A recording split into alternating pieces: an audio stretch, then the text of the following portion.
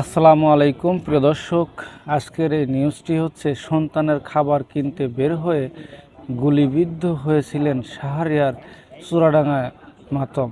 প্রিয় দর্শক, এই নিউজটি প্রথম আলো প্রকাশ করেছে। এখানে বলা হয়েছে যে সন্তানের খাবার কিনতে গিয়েছিল, যাওয়ার সময় গুলিবিদ্ধ হয় এবং তিনি নিহত শাহরিয়ার শুভর পরিবারের সদস্যরা বুধবার চুয়াডাঙ্গা সদর উপজেলায় সংসদ গ্রামে কোটা সংস্কার নিয়ে আন্দোলন চলাকালে 18 জুলাই ঢাকার মিরপুর এলাকায় মাথায় গুলিবিদ্ধ হয়ে আহত হন প্রকৌশলী শাহরিয়ার শুভ। ঢাকায় national institute of neurosurgeon and হাসপাতালের নিবিড় পর্যালোচনা কেন্দ্রে আইসিইউ চিকিৎসাধীন অবস্থায় গতকাল মঙ্গলবার সন্ধ্যায় মারা যান তিনি।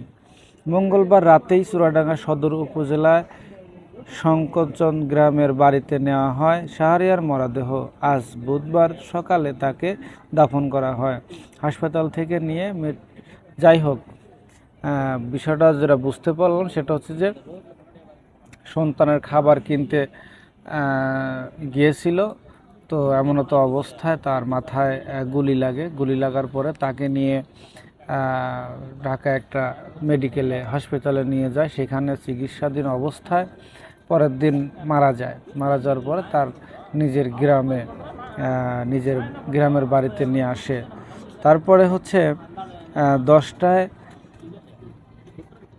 বাড়িতে গিয়ে দেখা যায় শোকার্ত মানুষের ভিড়। উঠানে তাঁবুর নিচে বাবা আবু সাইদ মণ্ডলকে ঘিরে আছে প্রতিবেশীরা। ঘরের ভিতর থেকে সন্তান হারা মা চম্পা খাতুন ও সদ্য বিধবা রাজিয়া সুলতানার কান্নার আওয়াজ ভেসে আসছিল।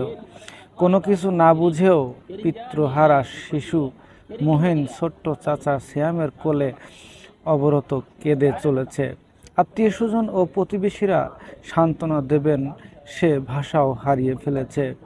শাহরিয়ার কথা বলে অবরত কেঁদে যাচ্ছেন মা চম্পা খাতুন। তিনি বলেন, অনেক কষ্ট করে সন্তানদের মানুষ করেছেন।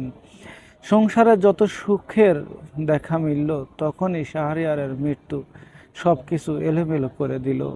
শাহরিয়ার শুভ শঙ্করচন্দ গ্রামের কৃষক আবু সাইদ মণ্ডল চম্পা খাতুন দম্পতির 4 সন্তানের মধ্যে মেজ। তিনি যশোরের একটি বেসরকারি প্রতিষ্ঠান থেকে তড়িৎ প্রকৌশলী ডিপ্লোমা শেষে ঢাকায় লিফট নির্মাতা প্রতিষ্ঠানে চাকরি করতেন। প্রিয় দর্শক, যতটুকু বুঝতে পারলাম, এই যে একটা জীবন মানে অতি সহজেই চলে গেল। বের হলো খাবার কেনার জন্য, গুলি লাগলো, চলে গেল। সিম্পল, চলে গেল একজন মানুষ। কিন্তু তার পরিবার, পিছনের ব্যাকগ্রাউন্ড, তার ছেলে মেয়ে, স্ত্রী, বাবা মা, আত্মীয় স্বজন, তাদের কত কষ্ট। মানে এই যে আমরা যারা প্রবাসী আছি, আমাদের একটা প্রবাসীর পিছনে একটা পরিবার রয়েছে, যেই পরিবার আমাদের দিকে চেয়ে আছে। আমরা ইনকাম করে টাকা পাঠালে সেই টাকা দিয়ে তারা জীবিকা নির্বাহ করবে।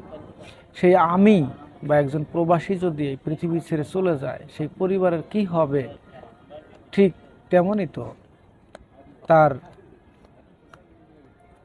পিছনে একটা পরিবার ছিল, সেই পরিবারের কি হবে? শুধু সে নয়, এরকম শত শত ভাই বোনেরা নিহত হয়েছে, তাদের পরিবারের কি অবস্থা হবে? আল্লাহ, তুমি তাদের পরিবারকে ধৈর্য ধারণ করার তৌফিক দান করো।